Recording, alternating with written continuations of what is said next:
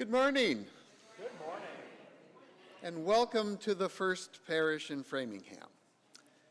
We are a Unitarian-Universalist congregation, and we are a welcoming congregation, which means no matter who you love, how you move around in the world, your race, your age, your gender identity, your beliefs, no matter where you are on life's journey, you, yes, you, are welcome here. I'm David Ortmeyer. I use he, him, his pronouns, and I am a board co-chair. I also sing in the choir, and I am your worship associate this morning. So please be sure to read the announcements in the order of service, and also be sure to put your phones and other devices that might make noise to their quietest setting. While beeps and buzzes can be distracting, we welcome your human noises, especially your laughter and your singing. Please join us for coffee and conversation in Scott Hall across the courtyard, and, big day today, for our book launch party for Solitude, Community, and Hope, an anthology. If this is your first time joining us, welcome. It takes a lot of courage to try out a new religious community, and we look forward to getting to know you better. If this is your religious community that you call your own, welcome home.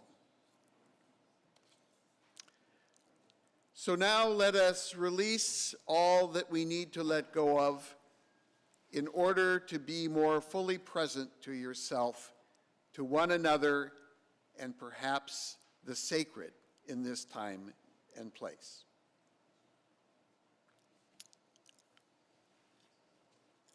I share these words for our chalice lighting, written by Albert Schweitzer. At times, our own light goes out and is rekindled by a spark from another person. Each of us has cause to think with deep gratitude of those who have lighted the flame within us. So now let's rise in body or spirit to sing our opening hymn. It is number 360 in the gray hymnal, and it is entitled, Here We Have Gathered. And then please remain standing as we sing and say our words of affirmation.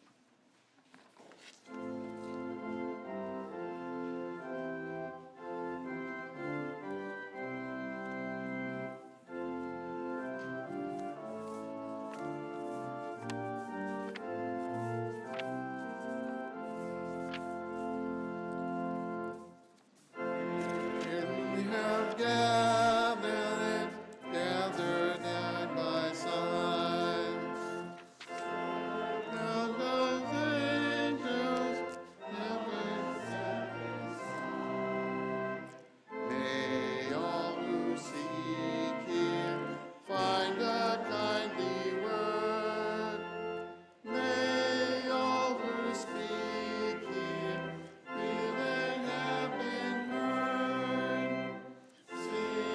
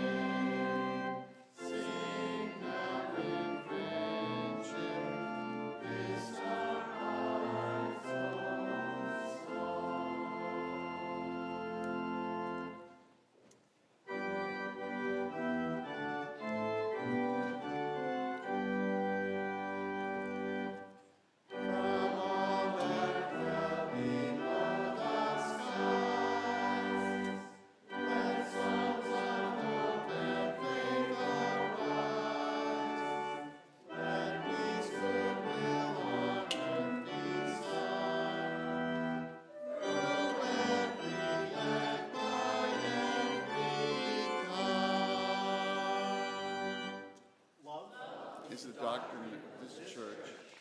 The quest of truth is its sacrament, and service is its prayer. To dwell together in peace, to seek knowledge and freedom, to serve all life with compassion, to the end that all souls shall grow into harmony with the divine. This is our great covenant, one with another and with our God. You may be seated.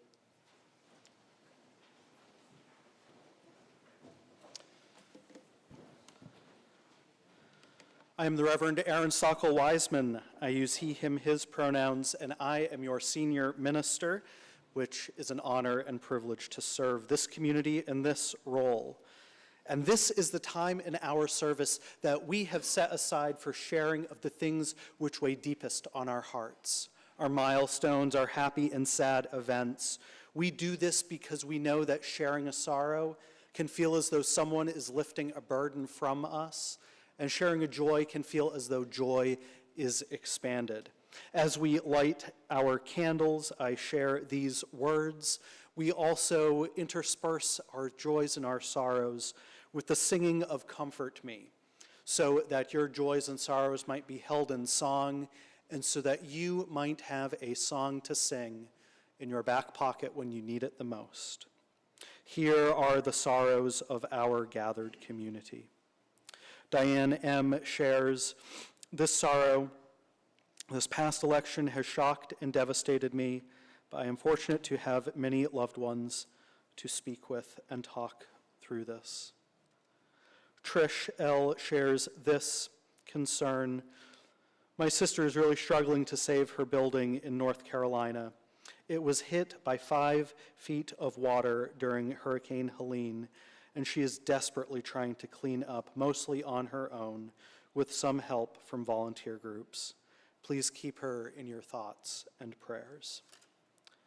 Dave Marks shares this, Dave M. rather, shares this concern for my friend whose husband died recently. Let us now sing Comfort Me.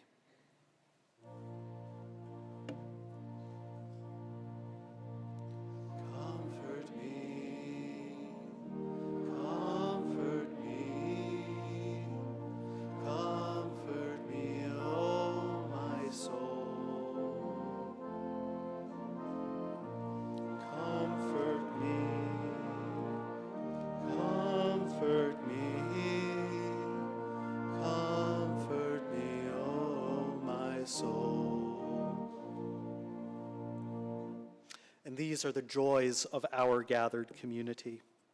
Marianne O. shares this joy thanks to all who attended and performed at last night's open mic, Way to Combat Loneliness. Elizabeth R. shares, after a long job search, I am very grateful to be employed at a wonderful new job. And Kathy M. also shares Marianne's joy to have such a wonderful open mic gathering yesterday afternoon. Let us now sing with me. Sing with me, sing with me, sing with me, oh my soul. Sing with me, sing with me, sing with me, oh my soul. And we light one final candle for all of the things which are too great to share this morning. Let us now sing, Speak for Me. Speak for me, speak for me, speak for me, oh my soul. Speak for me, speak for me, speak for me, oh my soul.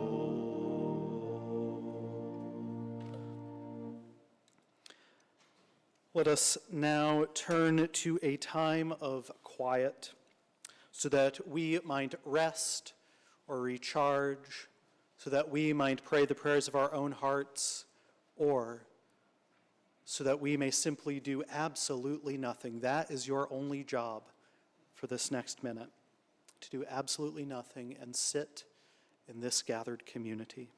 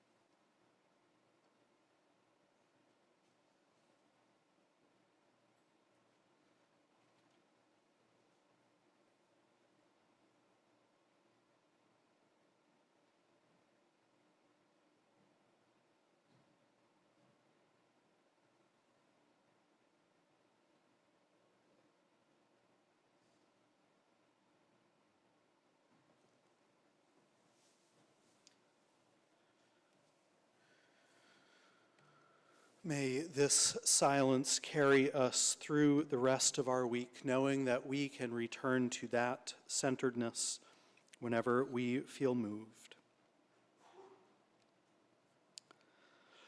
So from time to time, we set aside a part of our service to welcome newcomers to our congregation. Being a member of this congregation is both simple and complex. It is simple because all that is required is that you commit to the ideals of this congregation and that you sign the membership book. It's all it takes, friends. However, it is complex because what the meaning of signing that membership book is. It means that you have chosen to pursue a spiritual path, following it to the very depths of life. It means that you have become a part of a liberal, religious community that affirms the dignity and value present in all humanity. It means that you have entered a religious movement that, with a centuries-long history, enriching our world with the values of freedom, reason, and tolerance. I hope that being a member of this congregation will bring you joy, happiness, and fulfillment. It is a wonderful place. Remember that thing I said earlier about it being simple to commit to the ideals of this congregation? Well, this congregation, as are all congregations, we are made up of human beings, which are beautiful and imperfect as well. So I hope that at some point, this congregation might also disappoint you. Because I think that you might truly become a member of this congregation when it disappoints you, and then you stay in relationship with it. Our congregational ideals are challenging ones to live into. In a way, our congregation's ideals are a promise about how we treat one another. Remember this: human beings are promise-making, promise-keeping, promise-breaking, and promise-renewing creatures. So I invite our membership coordinator and church administrator, that is your title, Sarah Morrison-Neal, forward to help. And I also invite, Kevin, are you here somewhere? No, friend? Okay, that is fine. Our other board co-chair is here, David Ortmeyer.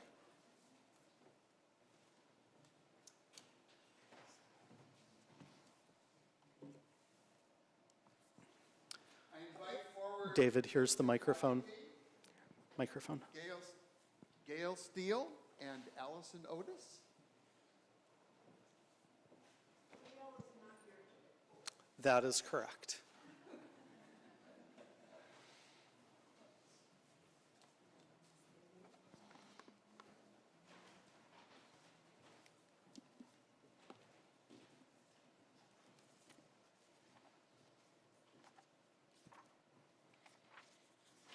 Fellow Unitarian Universalists, we welcome you this morning to a great freedom and an equal responsibility that comes with that freedom. To be a complete member is to enter into the life of the congregation, to live its values, and to support it with your time, your talents, and your treasures. Above all, we are challenged to put conviction to work. So in joining this congregation, do you embrace that freedom? Do you rise to this challenge?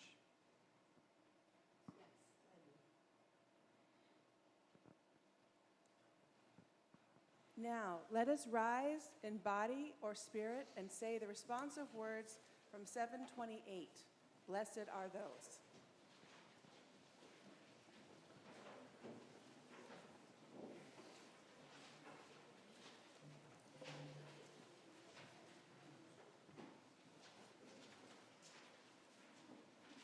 Blessed are those who yearn for deepening more than escape, who are not afraid to grow in spirit. Blessed are those who take seriously the bonds of community, who regularly join in celebration and learning, who come as much to be minister as to be ministered unto. Blessed are those who bring their children, who invite their friends to come along to join in fellowship, service, learning, and growth.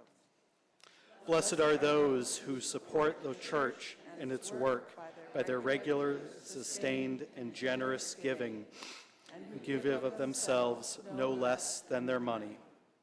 Blessed are those who know that the church is often imperfect, yet rather than harbor feelings of anger or disappointment, bring their concerns and needs to the attention of the church leaders. Blessed are those who, when asked to serve, do it gladly, who recognize that change is brought about through human meeting, who do the work of committees and stay till the end. Blessed are those who speak their minds in meetings, who can take and give criticism, who keep alive their sense of humor. Blessed are those who know that the work of the church is the transformation of society, who have a vision of beloved community, transcending the present, who do not shrink from controversy, sacrifice, or change. Blessed are they indeed. I present to the congregation our newest members, welcome them as fellow journeyers in the life of this sacred space and our undeniable ministry together. Our new members have already signed the membership book. We honor your membership in our congregation with gifts from the church and good wishes from us all. Please be sure to greet them after our service. Thank you and welcome.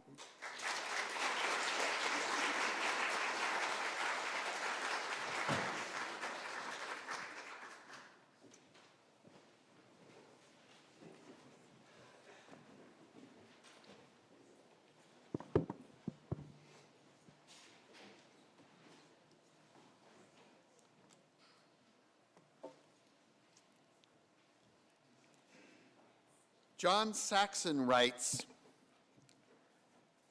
"This religious community exists by its mission as a fire exists by burning. But a fire cannot burn without fuel. And it is the time, the energy, the imagination, the vision, the creativity, the compassion, the love, and the financial support of the members and friends of this community that fuels our mission to nurture and sustain a welcoming, inclusive, and diverse liberal religious community that transforms lives and serves the world. Your support, the free and generous support of each and every member and friend of this community, is what fuels this community and its mission. And without your support, the flame of justice, community, and love cannot burn brightly to warm ourselves and to be a beacon in a world threatened by division and fear." Our offering will now be gratefully received.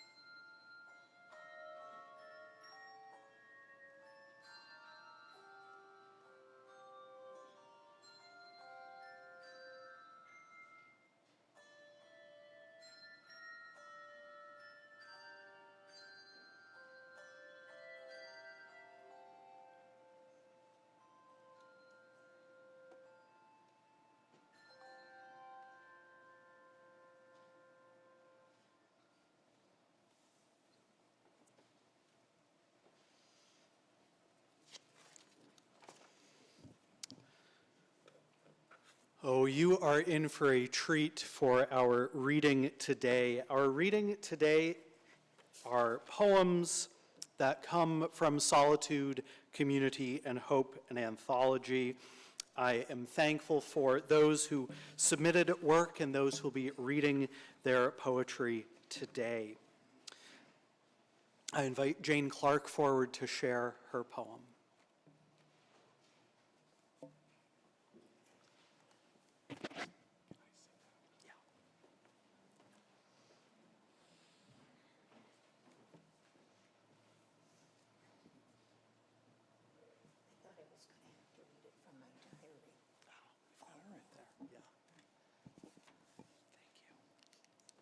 Thank you.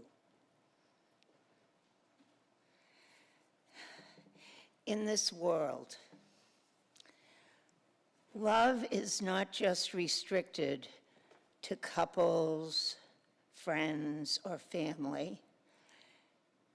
You can feel love when you see someone's goodness and kind soul. Love is all around us. It is the joy of living. You feel it when you see children and hear them laugh. You see love and hear it in the sun and rain. You feel it. It is not restricted to the privileged, but to go through life and never feel it is a great sorrow.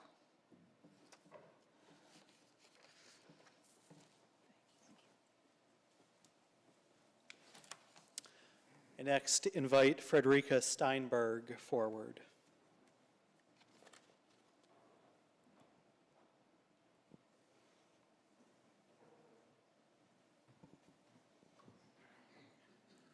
Oh, I won't need my glasses. Hunkering down. It used to be this way.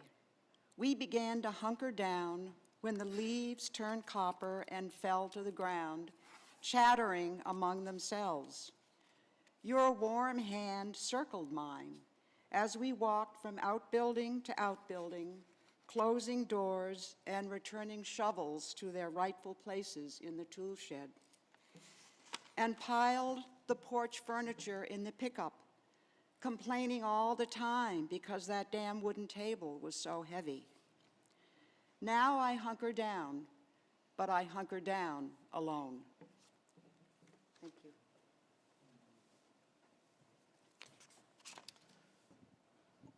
Is Karen Wagner here? Karen never responded to an email, so I will read her poem, Hope. Hope counts the stars, thinks they will appear almost the same tomorrow.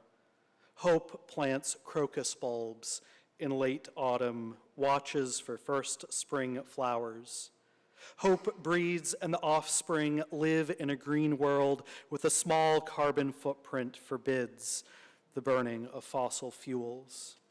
Hope explores this galaxy for signs of life, shares Earth's rare elements among themselves and as far past nuclear war.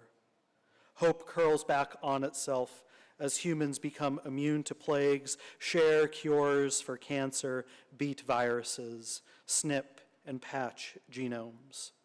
Hope is, as it was, a generous act, more commonly found among those who lack resources to buy into it. Hope removes despair from the lives of those who depend on it. Hope also extends redemption to those who doubt there is any solution.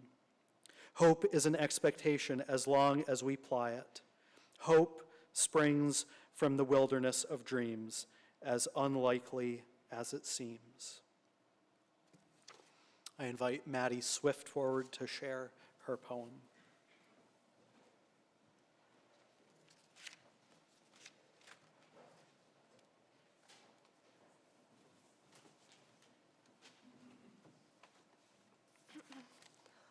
This is a piece I wrote when I was in 5th grade of a little less literal representation of where I'm from. I am from a shuffled mix of different beds, different places to rest my head, from overloading forts to sports of all sorts, along with support. From wooden floors that pave my slippery, sliding feet, I am from vicious fire alarms that are threatened by flavorful scents of cooking, from movie marathons, from wisdom and advice, from revision on writing. I am from powerful energy that turns into crazy laughter, from yellow balls with red lace to various things whipping across my face, and I consistently fall except when I don't.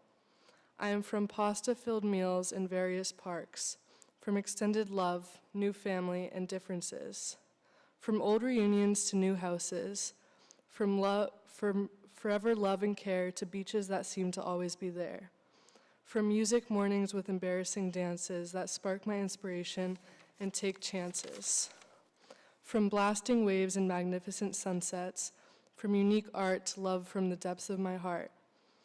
I am from perseverance, new opportunities, and love.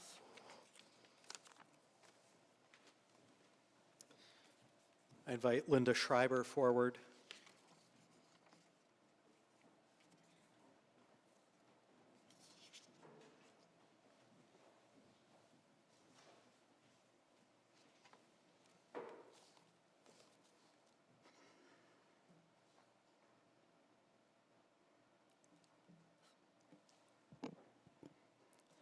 Riding the ridges. Riding the teeter-totter ridges of West Virginia, I pass through clouds that rest on crests and drop to hollows. Only when the sunlight breaks through the mist do the homesteads, nestled into the landscape, appear. Quick glimpses of stacked wood piles, of garden plots, of outbuildings scattered within a square of light. A cluster of homes surround a white chapel with its steeple. As the car moves on, the shadow of life in the hollow disappears. Below the ridge, weeding the peas, repairing the fence, continues. As a neighbor looks up to passengers en route to DC, to Philadelphia, to Boston, is there hunger for possibilities offered by the ridge, or comfort in the boundaries of the hollow?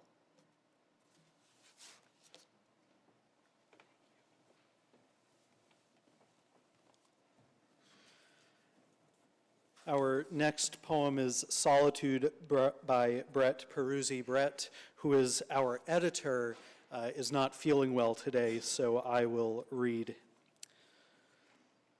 Solitude. To be alone in the world, whether it's only for a day or as a way of life, can be a balm or a curse. A gentle kiss that barely brushes your lips, or a fist that crushes into your face, numbing you to feeling. An angel at your head, or a devil on your shoulder. Sometimes the shadows lengthen in the room you're in at day's end, imperceptibly slow like a rising tide, until you eventually realize you're now sitting in the dark. The acrid smell of smoke from a neighbor's wood stove has passed through the house's walls as surely and silently as a ghost. The children's voices from where they were playing in the street have succumbed to the call of dinner time. Stand now, walk over to the light switch, drive the darkness back to the corners of the room and under the furniture where it will wait like a sleeping dog, dreaming of running through an autumn field of dried grass and fallen leaves, unfettered, free, alone.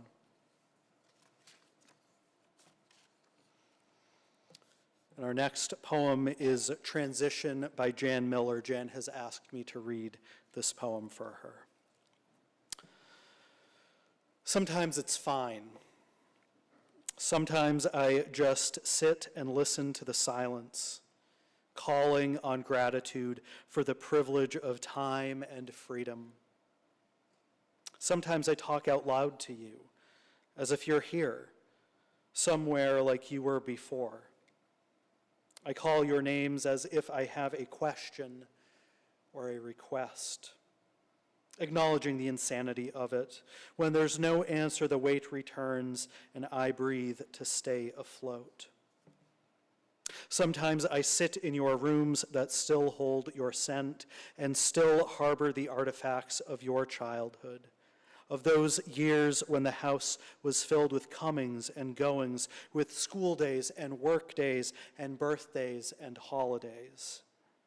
Sometimes I move forward and sometimes I fall back, all part of cherishing what was and welcoming what is, and finding the balance and the strength to invent what will be. Here ends our readings for today.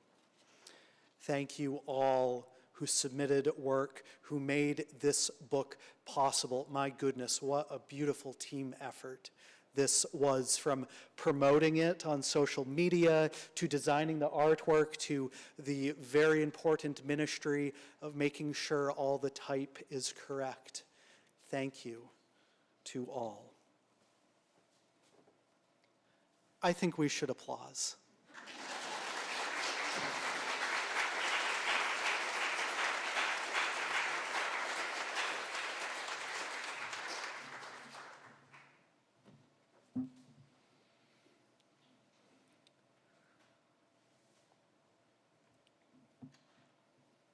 The story goes that in June of 2023, our staff at the time gathered around the Huntley Room table for our staff meeting. And we were trying to think, what sort of theme can we organize all of our events for the coming year around? Dr. Vivek Murthy, our U.S. Surgeon General, had recently released his report on the epidemic of loneliness that had swept our country, a stark and startling document that goes deep in depth about the societal and physical and medical impacts of loneliness. And as I spoke about this theme, I was so jazzed up, I was so hyped up. I thought, this is what we need to breathe a little bit more life back into the First Parish of Framingham. We designed a program of events that would work to build community, and I preached a fair bit on it. As I said, we used it as a motivating purpose to try and get some of the buzz back here at First Parish. And I'll let you in on a little secret. My intent with selecting this purpose was I knew that we would not solve it. We could not solve it. It was something that we could never quite measure. It was a big and a lofty goal, maybe even more ambitious than when Boston's son John F. Kennedy said that he wanted to send man to the moon by the end of this decade and do the other things. Because that is a goal that you know when you have completed it. You know, people on the moon, they have returned safely, with technology not even invented the precision of the finest Swiss watch. You knew when you had reached that goal. This goal of ending the epidemic of loneliness was to motivate us to plan community building events that would work to end relational and communal loneliness that seemed to be pervasive in our community and in our wider world. And by connecting it to our geographic area, I hoped that we would do more outreach. We're still working on that account, though I see many of you who I don't know your names. Welcome. It is good that you are here. And of course, communal loneliness is only one kind. You can find the other kinds mentioned in, I think, the first essay that's in the book, which is a sermon of mine. Now, over the years, I have spoken to many congregations about becoming their minister. Maggie, don't worry, not since I spoke with our search committee have I talked to congregations about becoming their minister.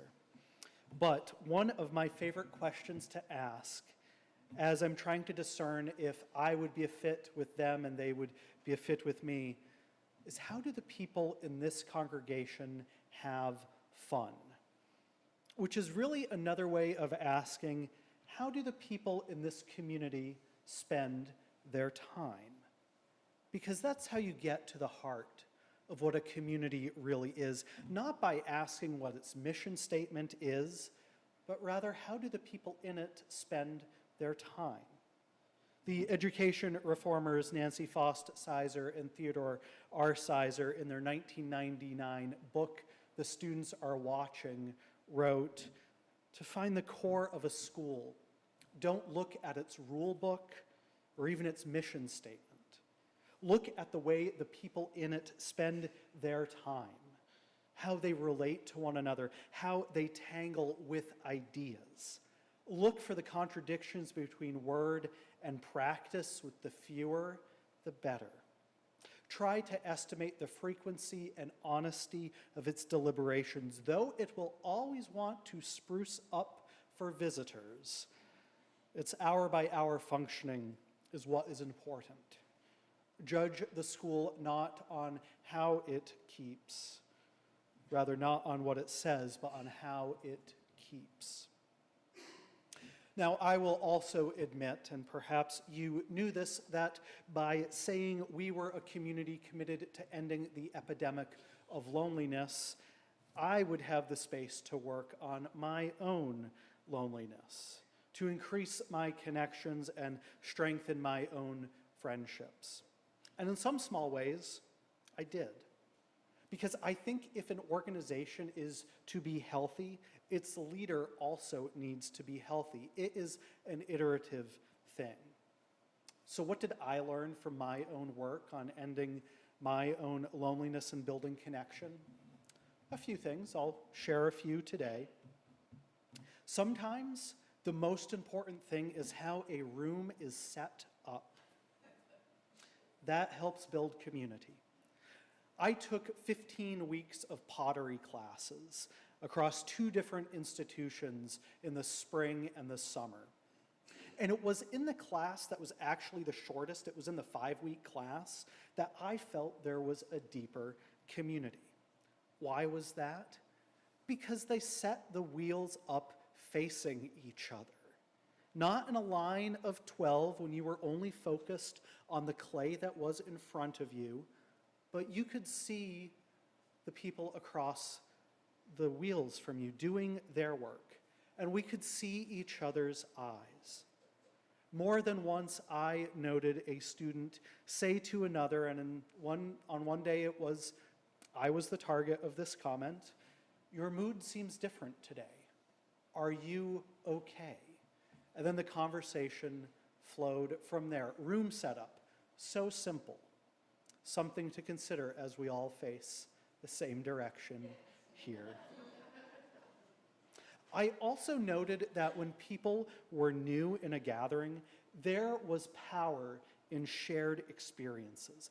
I have called this the power of the shared sacred story, where rather than being uncertain about what else to talk about other than the weather or the foibles of a sports team in the vicinity, we have a shared experience to discuss, whether it was a shared experience of burnout or growing up in the same family or in a shared ritual that we had just experienced together. We had a deeper starting place, which allowed us to go deep real quick, and it eased some of the awkward introductory time. We had a journey that we were both going on, and we needed fellow journeyers and also mentors on that journey. The final thing about community is that you have to make it. You have to choose to be a part of it. And you have to be committed to showing up again and again and again. Now, I have been a part of a preaching workshop of 8 other ministers, or 7 other ministers. We went to 7 different seminaries, and we meet once a week for 2 hours at a time, for this is the start of our 4th year of doing this. We range in age from 34 to 61. We are across 5 time zones, which is a nightmare to deal with, including one who lives in St. John, Newfoundland, and they are an hour and a half ahead of our time. We are multiracial. We are 3 men and 5 women. And most of us have met in person, though it's never been the same constellation when we meet in person. This summer, we gathered in Vermont for our denomination's General Assembly. Some of us had also met in Pittsburgh the previous year. By my count, we have gathered for some 240 hours online. But the work that we share is deep, and our commitments to each other are strong and deep as well. We have a shared covenant, and there are times together, and the times together in person are richer than I could have ever imagined. It was restorative in a way that I did not know I needed. To be fed food made by a colleague, to have the opportunity to lean on our strengths and to witness our strengths in person, to go for runs in the humid Vermont summer air, and then to dive into crisp, cold streams, to sing and to hear our melodies blend in one of our churches. It's good to have a friend who has a church nearby to go and sing in. All of it truly beautiful. I share this with you, not just because I preached the same sermon to the preaching group and I wanted them to know how much they mean to me, but also I share it with you to know that deep relational connection is so crucial in times like these, and it is a possibility for all of us. And this group wasn't something that we were forced to join. None of us were told, you really need to work on your preaching. You should form a group of 7 other ministers and make it incredibly complicated to find the time to meet, set up a good, strong covenant. None of us were forced to do this. We chose it. And this structure did not exist before. We did not open up the latest book from the Alban Institute or from Skinner House Press. We made it ourselves. And we also had no idea that it would have lasted for 4 years. Some of us knew each other, others knew of each other, but until that first time when we logged on together, we had never really met. Now, connection, friendship, and community is also a justice issue. It is an issue that is core to our project of democracy. We will need our networks more and more in the coming months, not just to provide social and mental care that is needed. There are also mutual aid networks out there that will provide for our physical needs. And we likely, if we are not directly impacted yet, we don't even know that they exist, but they are there. Daniel Hunter explains the necessity of warding off isolation in times like these and why it is necessary. He shares the work of Hannah Arendt in her book, The Origins of Totalitarianism, which describes how destructive ideologies like fascism and autocracy grow. She used the German word, and someone will have to tell me how it's actually said, Verlassenheit. Verlassenheit. Thank you, Oscar. Often translated as loneliness, as a central ingredient. As she meant it, loneliness isn't a feeling, but a kind of social isolation of the mind.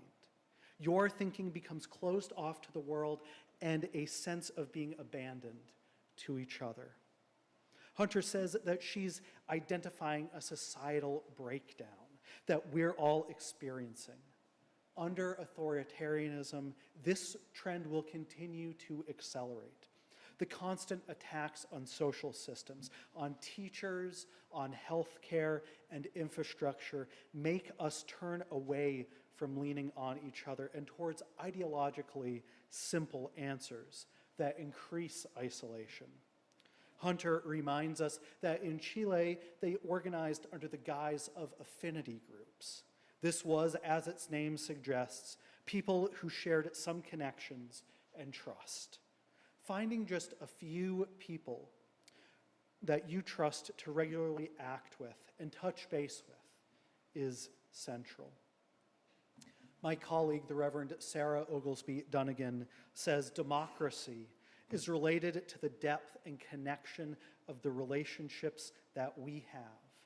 Democracy without relationships isn't democracy. My friends gathered here, our congregation is a key and crucial part of this. Indeed, I don't know of a better mission for a church to exist than for the mutual support of others, which is truly at the root. When you pull back all the layers, that's why we exist. That's the key with any faith community. We may have different motivations for gathering, different reasons for explaining the why, but there's the same what. Pam McAllister wrote, "The fabric of the new society will be made of nothing more or less than the threads woven in today's interactions." I've said it before and I will say it again.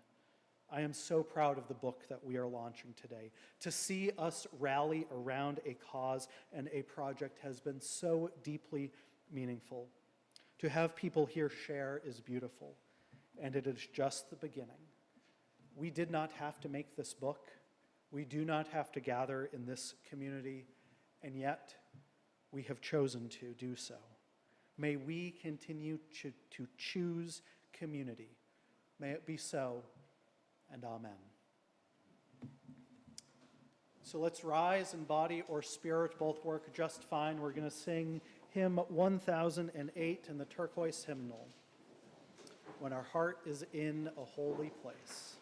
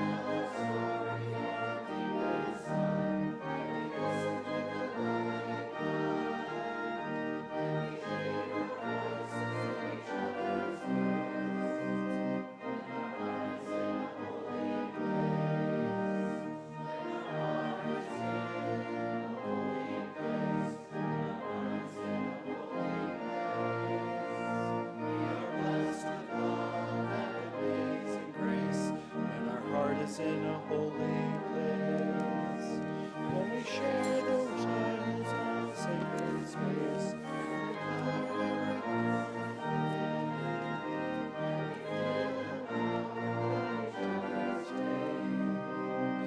our heart is in a holy place, when our heart is in a holy place, when our heart is in a holy place, we are blessed with love and amazing grace. When our heart is in a holy place, when our heart is in a holy place.